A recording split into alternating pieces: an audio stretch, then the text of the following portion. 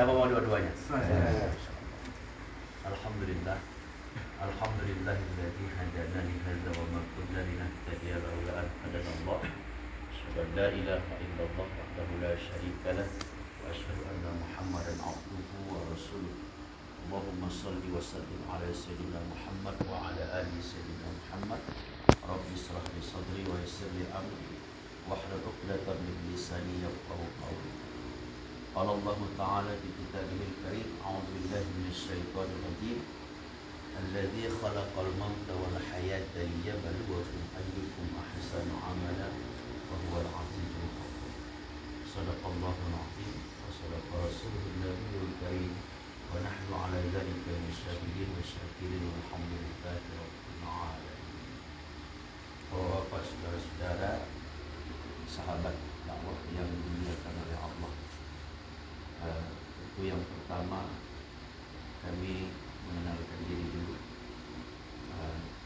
Kalau saya secara pribadi, nama saya Musa dari Medan. Kami ada 11 orang dari Medan. Ada 14 orang. 14 orang sama akhwat ya. Ikhwatnya ada 11, akhwatnya ada 3.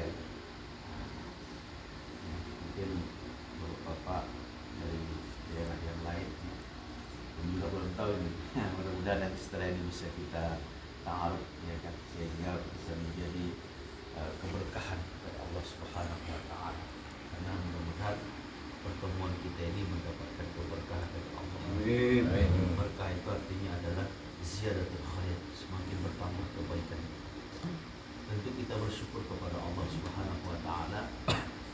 Yang pertama, kita ini menjadi orang Islam yang beriman kepada Allah, dan juga Allah berikan kesehatan yang luar biasa kepada kita sehingga kita bisa bertemu di sini dan berkumpul di sini, dan mudah-mudahan nanti kita juga di surga berkumpul bersama-sama. Amin. Dan luar biasanya kita ini adalah sebagai pengusaha dan sebagai pendakwah. Ini yang luar biasa.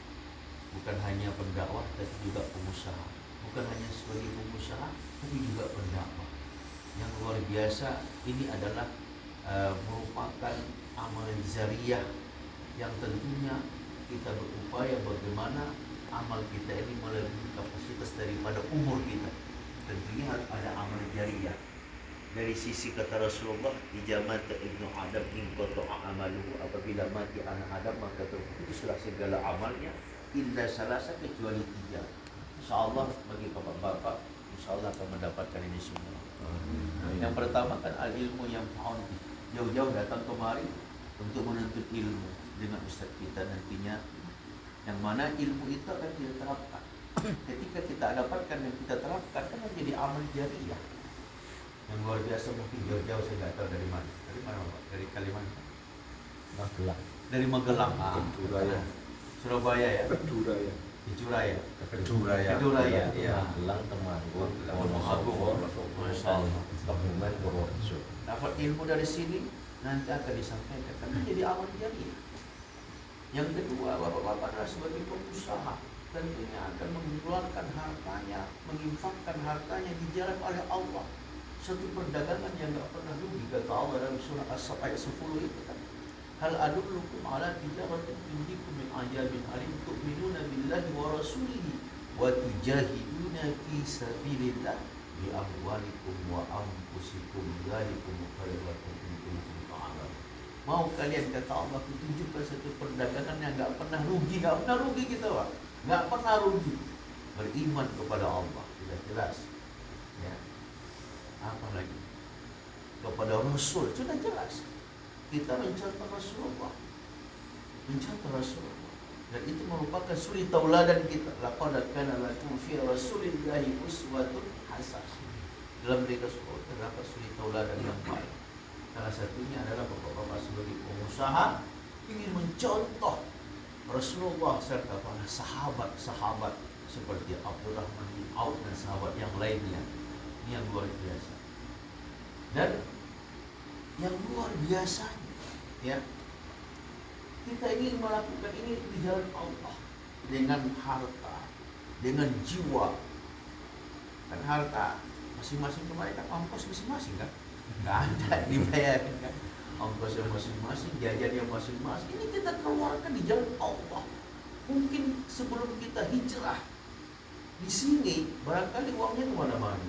Mungkin ada yang ke diskotik, ada yang tak kemana-mana kan gitu kan. Maksiat semua. Tapi hari ini Allah berikan petunjuk kepada kita, hidayah yang Allah berikan kepada kita, sehingga kita melakukan dan mengeluarkan harta kita hari ini di jalan Allah Subhanahu wa Ta'ala. Ini yang luar biasa. Dan bukan hanya harta kita saja yang kita keluarkan, tapi juga diri kita sendiri. Ya, hadir kemarin kan diri kita. Nah, dengan barangkali melewati, kalau dari Pulau Agung sana berapa lampu merah itu yang kita lewati, ya kan? Berapa jalan yang kami dari Medan naik pesawat lagi kan, goyang-goyang lagi kan. Berapa yang kita lakukan? Dan niat kita kemana lah untuk menuntut ilmu. Seandainya pun kita mati di dalam keadaan ini, kita akan mati syahid di jalan Allah Subhanahu wa Ta'ala. Amin. Tapi kan nggak ada yang belum mati duluan kan? Sebelum lunas lupakan. Tentunya salam dan salam kepada Nabi kita Muhammad sallallahu alaihi wasallam, merupakan panutan yang wajib untuk kita contoh. Dan bahkan Allah perintahkan kepada kita untuk mengikutinya. Dalam surah Al-Hasr ayat 7 kata Allah, "Ma'atakumur rasul fakhudhuhu wa man anhu." Apa yang disampaikan Rasul itu diambil. Apa yang dilarangnya ditinggalkan. Disitulah pentingnya kita meneladani Nabi kita Muhammad sallallahu alaihi wasallam. Jadi, bapak saudara-saudara, para sahabat dakwah yang dimuliakan oleh Allah. Nah, tentunya kita akan hidup ini sudah tahu terbatas. Baina sittin wa sab'in kata Rasulullah, antara 60 70. Barangkali kita di sini rata-rata 40 tahun ke atas lah ya. Apakah mungkin 50 tahun lagi kita hidup? Allahu a'lam lah ya. Apakah mungkin 60 tahun lagi? Allahu a'lam. Cuma kalau mungkin 60 nggak mungkin. Ya. Kalau mengikuti apa yang dikatakan Rasulullah, hari ini yang sudah 50 tinggal 20 lagi. Yang 60 tinggal 10 lagi. Yang 70 sudah mendekati. Tapi kita tidak ada yang tahu. Makanya kita harus punya persiapan. Yang harus kita persiapkan. Yang harus kita persiapkan. Apa yang kita persiapkan? Amal kita. Kalau kita memperhatikan setiap jenazah yang diantar itu ke kubur, kata Rasulullah kan diiringi dengan 3. Wa ahluhu wa maluhu wa amaluhu. Kan itu yang mengiringi. Keluarganya, hartanya, amalnya. Tapi 2 pulang. Nggak ada orang yang dikubur itu keluarganya ikut. Nggak ada. Gimana cintanya pun kita sama istri, kalau udah mati, dekat aja nggak ada yang berani. Ada yang berani? Dekat aja, sampai-sampai semua orang pulang disuruh sendiri, tapi jaga dia. Wah enggak lah, padahal istrinya kan gitu. Nggak ada yang jagain. Apalagi ikut ke kubur, nggak ada. Pulang itu semua. Anak kita kayak mana pulang itu semua. Kalaupun ikutnya dilarang orang. Wa maluhu, harta yang kita kumpulkan hari ini, mobil kita, apalagi rumah kita, ikut enggak? Enggak ada yang ikut. Bahkan kain panjang sendiri pun diambil, Pak. Diambil. Bantal yang ditaruh di kepala diganti dengan tanah. Nggak ada yang ikut. Yang ikut cuma kain kafan. Itu pun bukan dari uang kita, dari uang STM, Pak. Tahu STM, Pak? Ada di sana STM, Pak? Nggak ada ya? STM itu Serikat Tolong Menolong. Kalau di Medan itu ada dia STM, Serikat Tolong Menolong. Jadi kalau ada yang meninggal, STM ini membantu gitu. Ada Pak di sana ya? Apa namanya Pak sana? Pecah bumi. Hah? Pecah bumi. Bedah bumi, Pak? Ya. Wah, di sana bedah bumi. Kalau di Medan namanya STM. Enggak, Pak. Yang tinggal apa coba? Hanya amal. Namun amal ini kan harus punya kualitas amal kita. Kan nggak bisa amal begitu saja. Makanya kata Allah dalam Al-Quran surah Al-Mulk ayat 2 itu, coba kita lihat. Alladzi khalaqal mauta wal hayata liyabluwakum ayyukum ahsanu amala. Wa huwal azizul ghafur. Yang menjadikan mati hidup siapa? Allah. Allah akan uji kamu siapa yang lebih baik amal kamu. Ayyukum ahsanu amala. Bukan dikatakan oleh Allah di situ aksaru amala, tapi ahsanu amala. Berarti siapa yang lebih baik, bukan siapa yang lebih banyak, tapi siapa yang lebih baik. Makanya kalau kita baca dalam kitab Taqarrub ilallah yang dikarang oleh Syekh Fauzi Sangqarib, salah satu guru Imam Syafi'i yang bernama Fudil bin Iyad menjelaskan kepada kita bahwa amal yang terbaik itu cuma syaratnya 2. Cuma 2, Pak. Nggak banyak-banyak. Yang pertama adalah harus ikhlas karena Allah Subhanahu wa Ta'ala.